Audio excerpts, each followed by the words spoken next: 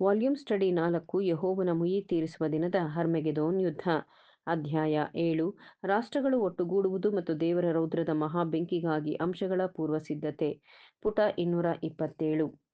ಆತನ ಪೂರ್ಣ ಬಟ್ಟೆ ಬರೆಗಳನ್ನು 75 ಸೆಂಟ್ಗಳಿಗಿಂತ ಹೆಚ್ಚಿರುವುದಿಲ್ಲ ಮತ್ತು ಆತನ ಎಲ್ಲ ಸಾಮಾನುಗಳನ್ನು ಒಂದು ಕರವಸ್ತ್ರದಲ್ಲಿರಿಸಬಹುದು. $10ನೊಂದಿಗೆ ಕೆಲಸ ಮಾಡದೆಯೇ 1 ವರ್ಷ ಪ್ರಯಾಣಿಸಬಹುದು ಅಥವಾ ತನಗಿರುವ ಕೆಲಸದ ಸಾಮರ್ಥ್ಯದಿಂದ ಪ್ರಯಾಣಿಸಬಹುದು ಅಥವಾ ಯಾತ್ರಿಕನಂತೆ ಪ್ರಯಾಣಿಸಬಹುದು. ಯಾವುದೇ ಅನಾಗರಿಕನೂ ಸಹ ಹಾಗೆ ಮಾಡಬಲ್ಲನು ಎಂದು ನೀವು ಉತ್ತರಿಸಬಹುದು. ಹೌದು, ಆದರೆ ಒಬ್ಬ ನಾಗರಿಕನು ಹಾಗೆ ಮಾಡಲಾರನು ಮತ್ತು 1000 ವರ್ಷಗಳಿಂದಲೂ ಜಪಾನಿ ಮನುಷ್ಯನು ಒಬ್ಬ ಉತ್ತಮ ನಾಗರಿಕ ವ್ಯಕ್ತಿಯಾಗಿದ್ದಾನೆ. ಆದ್ದರಿಂದ ಆತನಿಗಿರುವ ಪ್ರಸ್ತುತ ಸಾಮರ್ಥ್ಯವು ಪಾಶ್ಚಾತ್ಯ ತಯಾರಕರನ್ನು ಬೆದರಿಸಬಹುದಾಗಿದೆ.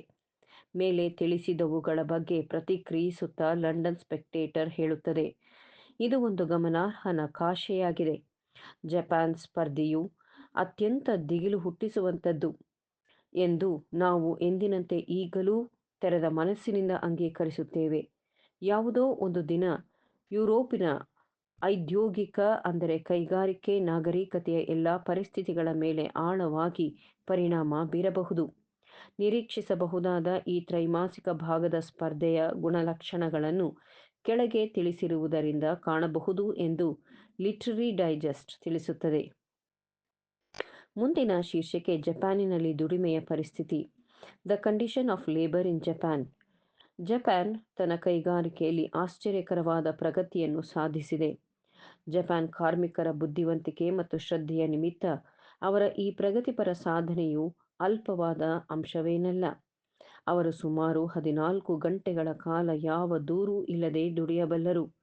ದುರದೃಷ್ಟವಶಾತ್ ಅವರ ಮಾಲೀಕರು ಅವರ ಶಿಷ್ಟಾಚಾರವನ್ನು ಬಹಳವಾಗಿ ನಿಂದಿಸುವವರಾಗಿದ್ದರೆ ಅವರ ಏಕೈಕ ಧ್ಯೇಯವು ವಿದೇಶಿ ಸ್ಪರ್ಧೆಯನ್ನು ಎದುರಿಸುವುದಾಗಿದೆ. ಇದು ವಿಶೇಷವಾಗಿ ಹತ್ತಿ ತಯಾರಿಕೆಯಲ್ಲಿ ಕಂಡುಬರುತ್ತದೆ. ಅಲ್ಲಿ ಬಹಳ ಜನರು ಕೆಲಸಕ್ಕಿರಿಸಿಕೊಂಡಿರುತ್ತಾರೆ. ಎಖೋ ಬರ್ಲಿನಿನ ಒಂದು ಲೇಖನದಲ್ಲಿ ಜಪಾನಿ ಉದ್ಯಮಿಗಳು ಹೇಗೆ ನಡೆಯುತ್ತಿವೆ ಎಂದು ವಿವರಿಸುತ್ತಾರೆ.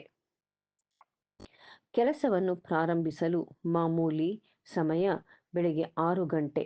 ಆದರೆ ಕೆಲಸಗಾರರು ಯಾವ ಸಮಯಕ್ಕಾದರೂ ಬರಲು ಸಿದ್ಧರಿದ್ದಾರೆ ಹಾಗೂ ಅವರಿಗೆ ಬೆಳಗಿನ ಜಾವ 4 ಗಂಟೆಗೆ ಬರಲು ಹೇಳಿದರೂ ಆಕ್ಷೇಪಣೆ ಮಾಡರು.